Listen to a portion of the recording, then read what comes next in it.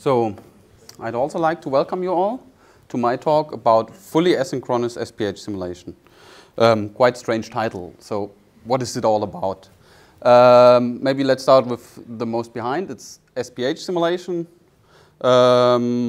This is kind of a it's a particle-based simulation model to simulate fluids such as liquids or gases. But I'll try to focus on fluids today. And I'm not sure how many of you have tried to simulate fluids in a serious manner for VFX or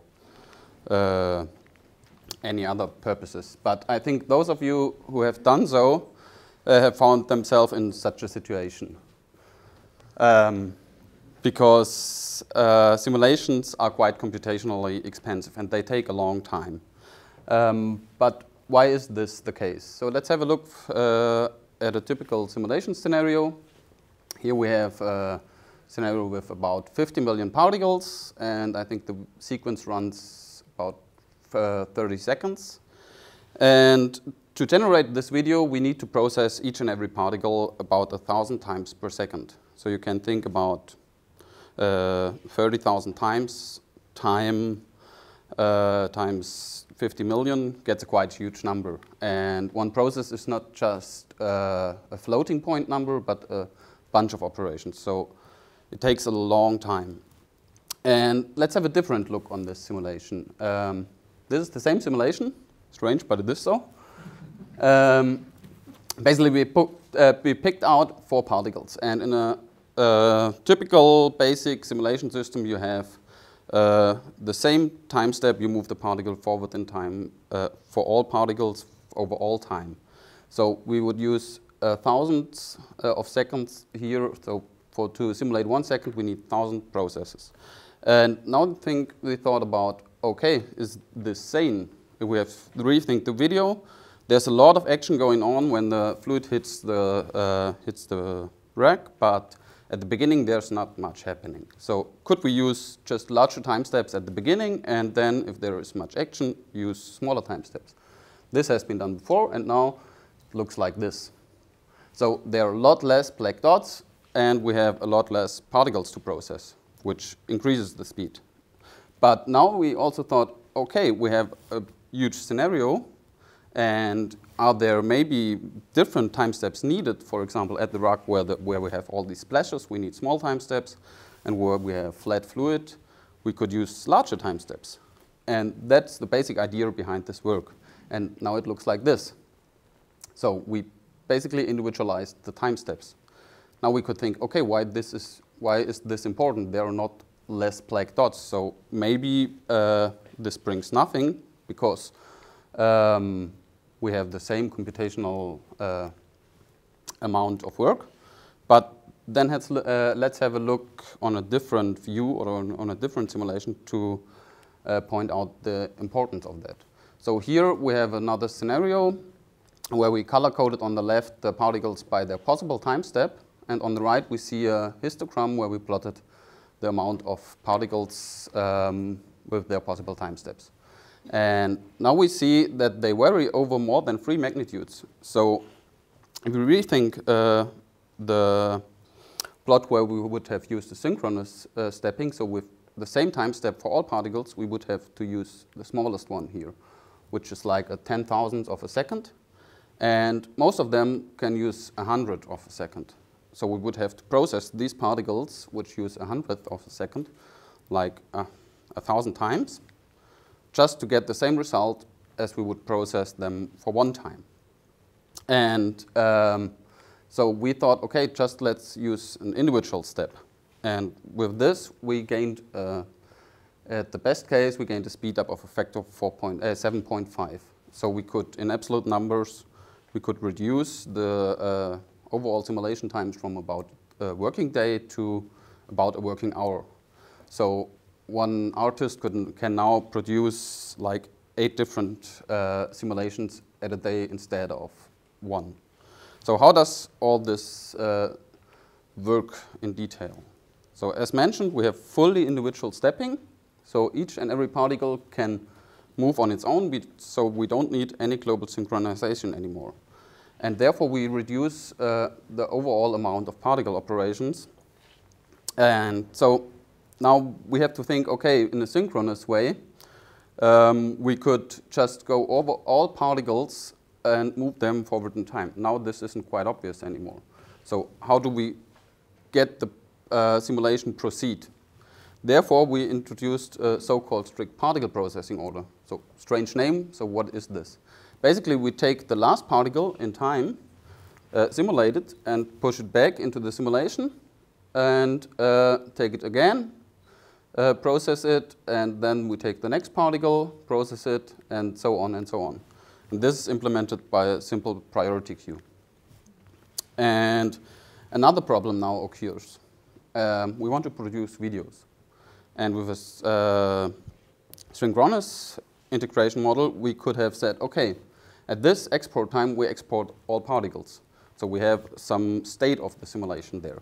But if we now have a look, we do not have any black dot on this line. So we can't export the particles anymore in a simple way.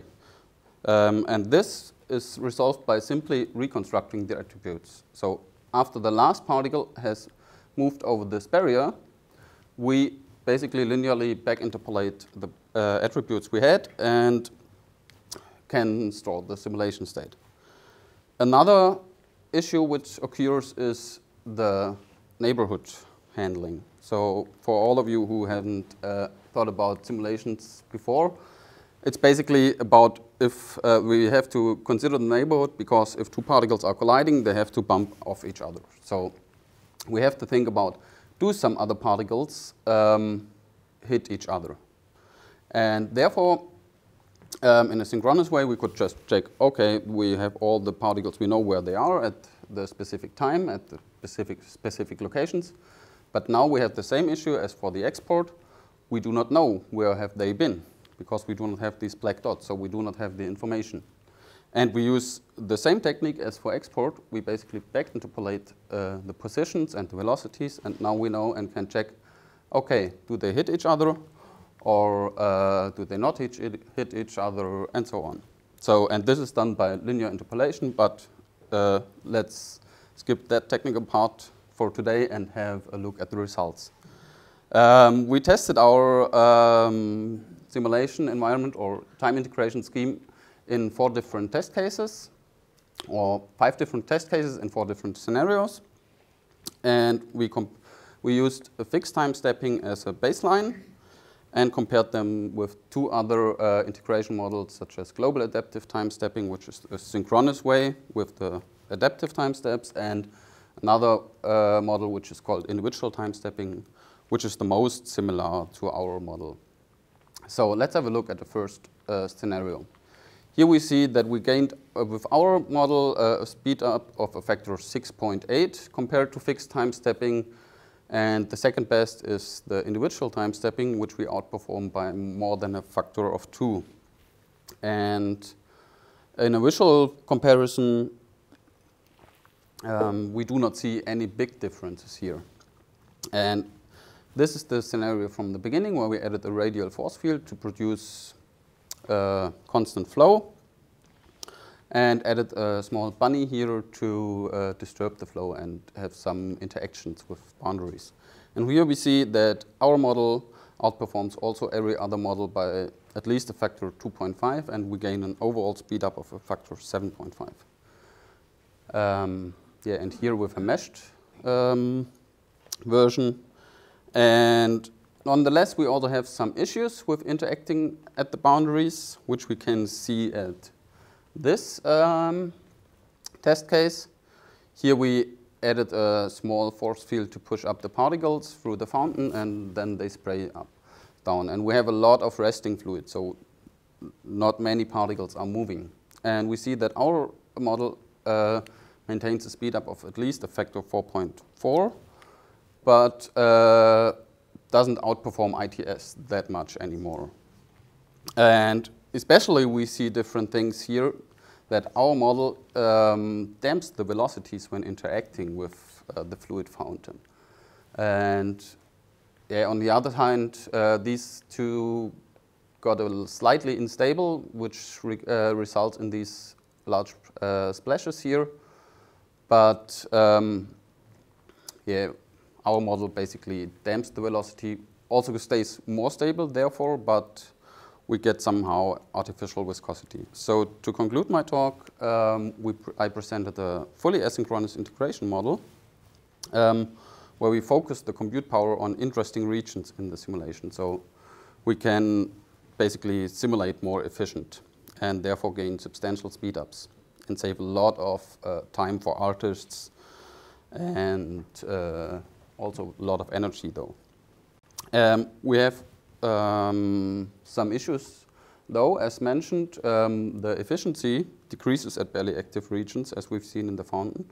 There was a lot of fluid not moving, but and therefore our model didn't perform that good. And we have this artificial viscosity at boundaries.